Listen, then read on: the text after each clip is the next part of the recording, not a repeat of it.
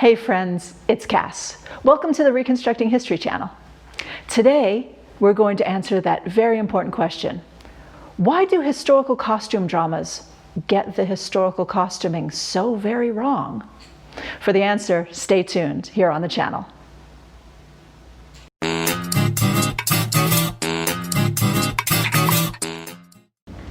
Okay, the answer to the big question. Why do costume dramas get it so wrong? And who am I to tell you why? Well, let me give you a little bit of my resume. You might have seen this back in May. I got my name in Variety. I have done quite a bit of consultation for TV shows, movies, museums, historical sites, reenactors, that kind of thing, in the 20 years I've been in this business. But it's not part of my contract that my name goes anywhere or that Reconstructing History's name goes anywhere. The most I can expect is that somebody's nice to me and passes on my name to the next person who needs my services. But the lovely costume designer on Barkskins, which was on Nat Geo channel earlier this year, actually mentioned my name twice in an article in Variety when she was being interviewed about the costumes for Barkskins. And I learned a lot more than I've ever learned before about how costume dramas are made. Most of the time, a costumer, or not usually the costume designer, but the little people on the team, ask me questions, I answer the questions, they write me a check, I'm done. But this particular costume team kept me in the process for a lot longer than usual. So therefore, I got to see their process. And all of a sudden, after 20 years of doing this and 30 years of being frustrated with how bad costuming can be on historical TV shows and movies that are supposed to be historically accurate, suddenly I realized why. And it's not just because they're lazy, and it's not because they don't know any better. So let me run down some reasons for you.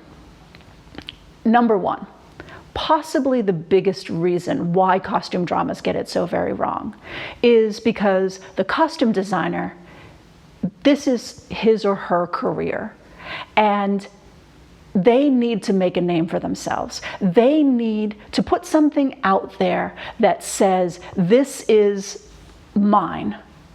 This is my Academy Award winning costume design. And no one else can do it like this. No one else has this vision. No one else is this creative. No one else is this artistic. And in order to be that, you have to deviate from the norm.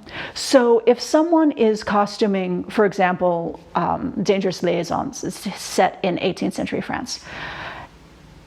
If you costume it perfectly like 18th century France,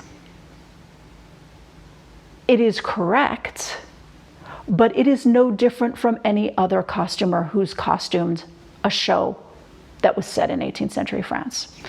So you can make the argument, and I absolutely do, that you can be historically accurate and yet also show something that no other costume designer or no other costume team has shown to the public. You can be historically accurate and still make beautiful things, respond to the mood that the director is trying to evoke in the scene, etc., etc. However, most of the public don't care if the costumes are correct. Most of the public care that the costumes are pretty or ugly or carry the story forward. So costume designers make a choice to put themselves forward, put their brand forward by making these choices. And sometimes those choices are made at the peril of historical accuracy. It is their career, it is their business, they are not museum curators, and they are not making documentaries. Although I've seen some documentaries done really badly too. So you have to understand that that is where they're coming from. And we, as historical costume enthusiasts, might be frustrated with the fact that somebody is wearing an outfit that never would have existed, or there's more of a rock star vibe to what the lead character is wearing than there is a historical vibe. And there's a reason for that, and it's because the costume designer has a career they're trying to forge or put forward or continue. So that's big reason number one. Big reason number two is the lead actor thinks the costuming is ugly. Now, this is a problem. It has happened over and over again when watching historical or so-called historical costume movies or TV shows, that everyone in the background seems to be dressed accurately. And there comes the lead actress in a dress that makes no sense, that no one would have worn in the period, that has weird corsetry, strange things on their head, a color that never existed in reality, these kinds of things. And part of that is, of course, the costumer wanting to make a name for himself. But part of that is also the lead actor or actress saying, I hate this, I'm not wearing this, I will walk off the set. Now, you can believe in actors being quite literally bad actors, in that they'll walk off the set if you don't kowtow to them all the time. But it is also their profession to look good. And if they don't look good in a role, or if they feel stupid while they're delivering their lines, that's a problem for the director and producer and everybody else. So they are very important, and if they really hate something, it's going to be changed. There's a very famous story about Edith Head, costume designer of costume designers from the golden age of Hollywood. She was doing the costuming for All About Eve. And there was something strange about the dress Bette Davis was supposed to wear in a certain party scene. And the story of All About Eve is Bette Davis's character is an older actress, and there's a new actress who's coming up the ranks, and she's afraid of being displaced. And so there's this party where the new actress is going to be there, and Bette Davis's character is also there, and Bette Davis wants to hold on to her fame and renown and popularity at this party. And the dress Edith had put on her, I don't know exactly how it happened, but it was supposed to be a rather conservative dress, and Bette Davis put it on and pulled the shoulders off of her shoulders so that the shoulder caps hung down like an off-the-shoulder dress. And this ended up making it a much more evocative dress for an older actress who was trying to compete with a younger actress. You know, she was trying to look more sexy. She was showing a naked shoulder. And that ended up working, but that's not the dress that Edith Head had designed for Bette Davis to wear. And of course, that's kind of a strange example because she was designing a modern dress to wear for a modern actress to wear in a movie that was set in her own time period, not a historical thing. But I mean, go and look at any of the medievaloid romancy novels, the medievaloid romancy movies from the 1950s, and you will see, you know, fairy princesses, instead of in proper coteries, they've got bullet bras on and darts and all this stuff, and their hair, or Dr. Zhivago. Dr. Zhivago is supposed to be about, you know, the latter days of the Russian Empire, and yet all of the women in Dr. Zhivago are wearing 1960s hairstyles, the bouffant beehive kind of thing. And it's hysterical. You know, oh yeah, that's really historically accurate until you get above her neck. But it's because if they wore what was really historically accurate, the lead actress wouldn't look pretty to the modern audience. And you have to remember, we are in the minority. They're selling the movie to people who are not us. And there's not enough of us to make movies just for us. at least not Hollywood level movies. So that's another reason. A third reason is the public thinks that kind of clothing is ugly. Now, the costume designer doesn't necessarily know what the public thinks, but you can be pretty sure if you put your lead actor in something that's very strange to modern eyes, they're not going to like it. And unless you're trying to make that character strange, you have to put them in something that's less jarring for the modern audience. And while you and I want to see them in something totally historically accurate looks weird to the majority of people. So we have to accept that. And these three top reasons are kind of, it's not our world, you have to let it be their world. And they could do it differently, but they don't, because their world, not ours. Now, that being said, there are some very concrete reasons that I learned on this TV show that I worked on that you need to know. And it's not about the lead actress doesn't like the dress or the costume designer's trying to make a name for herself. There's this thing called budget. And even huge blockbuster movies do not dedicate the same kind of budget to costuming as they do to special effects. They just don't. They simply do not. And there are many movies that do dedicate a lot of budget to costuming, but I don't think there's ever been a movie made that costumed all of the extras, that costumed everyone who was ever going to be in the shot, because they're blurry in a background. Who cares? Now, what generally happens is costume designers or the costume team goes to a costume shop, a big costume shop, like the one that Barkskins used is in London, and it's a city block of costumes. And basically they go there and they say, we need costumes for 1690s. And they pull costumes for the 1690s. Here's the thing. Nobody has costumes for the 1690s. They have costumes for the 1630s and 40s and 50s and 60s. And they have costumes for the early 18th century. The 1690s are this black hole of costuming because there aren't many stories told in that time period. So when you want to costume your extras, you've got nothing. You can't go and rent something from one of these costume shops because they don't have it.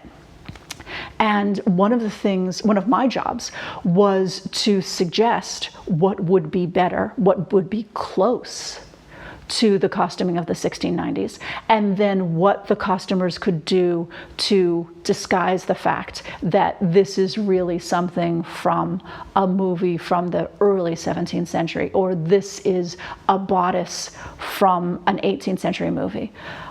There are things you can do. There are adjustments you can make. There are things you can hide or things you can add that would make things look more accurate, especially if your extras are in the background and you're not going to see them very clearly. So that's a huge thing. If the costume shops they go to don't have the clothing, they're not going to set a bunch of costume makers at sewing machines to make clothing for everyone. And sometimes the budget is such that they don't put costume makers at sewing machines to make clothing for anyone. If you're a fan of my friends over at Frockflix, they have shown over and over again where this costume that you see in this movie was worn by a different actress in this other movie over and over again. And that's a product of the costume shop, the rental shop use. Sometimes the dress is accurate in this movie, but it's not accurate in this movie. But it's the only thing that they had available. And it sounds like a cop-out, but if you are pouring all of your costume budget into the costume for your lead actor or actress, you don't have much left. because costumes cost a lot of money. And as you know, if you've made costumes, they take a lot of time. So when you're under pressure and things happen and you're filming in the woods in Quebec, the rural Quebec, and everything's over budget and you don't have time, you do what you have to do. So it is a matter of money. If you had all the time in the world and all the money in the world, everything could be completely historically accurate. But typically, no one does. And until that day comes, that's just not going to happen. And, you know, what I said earlier about a lot of documentaries not being historically costumed, that's true because documentaries get less money than costume dramas, you know, fictional productions. They have bigger budgets. So it's a problem. The fifth reason, and a reason with which I'm intimately familiar, is that if you're costuming a little known time period, there's little information on that time period, on the costuming of that time period. For example, you know, if you're costuming an Elizabethan period drama, there are tons of stuff. But if you're doing the 1690s, not so much. For example, I mean, Janet Arnold did work on things in the 1690s, but she's known for doing most of her work on the Elizabethan period, or the period of Elizabeth's life. And there's no Queen Elizabeth's wardrobe unlocked for the 1690s. There's, you know, a couple of things in a couple of different books on extant garments from the 1690s, but that's it. There's textual references. And really, it takes you years, if not decades, to gather information on a specific time period, to build a full enough picture to be able to say, okay, this is what a common person would wear, and this is what you know, people in the street would wear, and this is what people in the country would wear versus people in the city. It's very difficult, and it takes a lot of immersive study to come up with those answers, which is why costume designers who care contact people like me, because I'm someone who studied the 1690s for 15 years, and I have that information. I've combed out all those references from millions of hours, really, reading books on the period and looking at period art and figuring out what is fantasy and what is reality and what is, I mean, a lot of things that are written have a political agenda or some other kind of spin. Primary sources aren't always the best because people can lie about something that they write about. Pictures can lie. Extant garments can't, but extant garments have to be examined in context. And the fact of the matter is there aren't a ton of extant garments from, for example, the 1690s in museums. And if they are in museums, there's one at this one and one at that one, and you have to spend a lot of time on a plane going from this one to that one and studying them. And then they only, I mean, extant garment is a perfect source in a lot of ways, but in other ways, it only tells you about that garment. It doesn't tell you a story about anything else anyone was wearing. So it falls upon costume historians who are specific in a time period to tell you those answers, or to tell the answers to costumers of movies and TV shows that are set in this historical time period. I'll tell you a little story. My first time period that I obsessed over was the late 16th, early 17th century in Ireland. And this is a time period that has very scant information. And there's one extant woman's garment. There are two extant men's garments. I mean, it's small. And this is the first thing I ever wrote a scholarly paper about. And I wrote a paper on the chignon gown, and basically my paper described the chignon gown, which I had examined at the National Museum of Ireland over the course of a few summers. And someone approached me and said, that's not what the Irish people wore. And I thought, the hell is this? How could you say, oh yes, they made a garment and they buried it in a bog just to mess with us 400 years later? I mean, it's ridiculous. But she had kind of a point, because it's one garment. And how can you say, I mean, if you're costuming something that's set in 16th century Ireland, do you put every single woman in the piece in a version of the chignon gown? That's strange. That would be like, putting everybody in a shirt dress, in the modern period. It would be odd. They would look like they were on the same team or wearing a uniform or something, although that happens in historical dramas. But the reality is that, and this is the crazy thing, people who go to school to study costume history, at least this was the case for a very long time, learn this costume history from books that isn't necessarily based on extant garments in particular. It's based on this idea, and in the English Regency period, women wore a dress that looked like this. And then there's that one dress that's kind of crystallized as this is a Regency dress, and nothing else is allowed to argue with that. We have a lot of living historians doing Regency period, or the turn of the 19th century, who are breaking down those myths and showing, well, here's what working class people wore, and here's what people from these other countries wore, and how different those things can be, primarily because of the existence of a lot of extant garments for that time period. But when you learn something in school, like many things we learn in school, you learn lies to children. You learn the sky is blue because the Earth's atmosphere refracts that color from the visible spectrum. It's true, but it's not precise. So when someone says, oh, that's not what the Irish wore, it's because she had learned in school, and she had a master's degree in theater arts. So she wasn't just an idiot, but she did a master's degree in theater arts, wherein she learned the Irish wore this.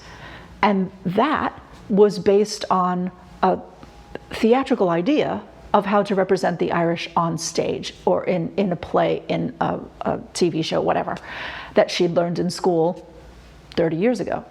And it wasn't based on the extant garments in a museum. It was based on some idea of what the Irish should look like. Ren fairs do it all the time. They just throw their arms up in the air and say, oh, put the Irish in green.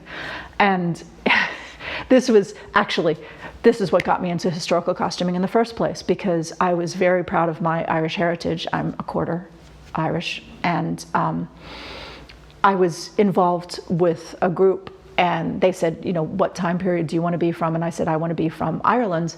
And then I went to a Ren fair and asked, because they had, the theme of the Ren fair was the Irish struggling against the English. So I thought, this is the place, right? They'll know the history. And I went to a costumer at that Ren fair and said, what did the Irish wear? And she said, same thing as the English except green. And I thought, I don't know anything, but that doesn't sound right. So thus my journey began. So to get back to the point is that when you have a time period that is not widely publicized, that is not widely covered by movies and TV, and more importantly, by museums and books, it's very difficult to know how to costume those people. And again, going back to the budget question, not every production has the budget to be able to afford to pay an expert to tell the costume team what to do. And I fully admit, I've done jobs where they came to me and said, what should we do? And there are even sometimes where they came to me and said, could you produce the garments for our cast? And I did. And then when I went to see the production, the beautiful Golden Age of Piracy shirts that I had done for the men suddenly had laces all around the throat, and they were dyed funny colors, because once it left my hands, it was no longer preserved in amber. They could do anything they wanted with it. And they thought, oh, those shirts don't look piratey enough. Pirate shirts have laces at the throat. So they put laces at the throat. And there I was sitting there with a bunch of friends I'd invited to come see the very first time that I'd costumed, that my clothing was used in a production. And it was tweaked to the point of not being historically accurate anymore, which is heartbreaking. But when you're a consultant, you consult and then they go off and do whatever they want. So you don't have a lot of control. So if you're watching Barkskins and going, that doesn't look very 1690s to me. No, I didn't make anything. I just gave them my information. And honestly, I haven't seen it. I don't know how well they used my information. But that's the thing. So, which brings me to my sixth and final point, is that sometimes they just don't care.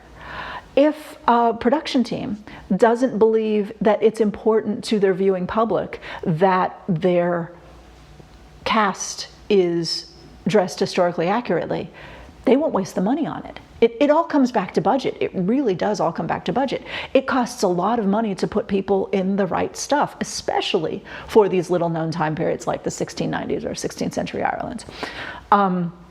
It's very, very difficult to make that happen when you can't go to a big costume warehouse and go, yeah, I'll take 10 of those and 20 of those and this, and have them be correct. So it takes a lot of effort and it takes will. It takes will on the part of the costume designer, and it also takes will on the part of the production manager and the director. They have to care about it. And there are a lot of costume productions, or what we consider costume productions, that don't consider the audience cares much about it other than there are pretty dresses. And let's face it, friends, most people like pretty dresses. They don't care if they're from the wrong time period. And that's why you have all these costume dramas that are so very wrong to our eyes and so offend our historical sensibilities. Most people don't care, and most people outnumber us. So there you have it, from the horse's mouth. That's why costume dramas get costuming so very wrong. If you like this video, please give us a thumbs up on YouTube. If you have anything to say, please comment. If you want to start an argument with me, that's the place to do it. If you have questions, that's the place to ask. Please subscribe to our channel. We'd really appreciate your subscription. And we'll have more videos like this. If you want to comment about what you liked about this video or what you'd like to see in future from us, please do it in the comments. If you click the bell icon on YouTube, then you will get notifications when we upload another video like this. You can also join our Patreon through a link in the description box below. See you next time on the Reconstructing History channel. Thanks. Bye.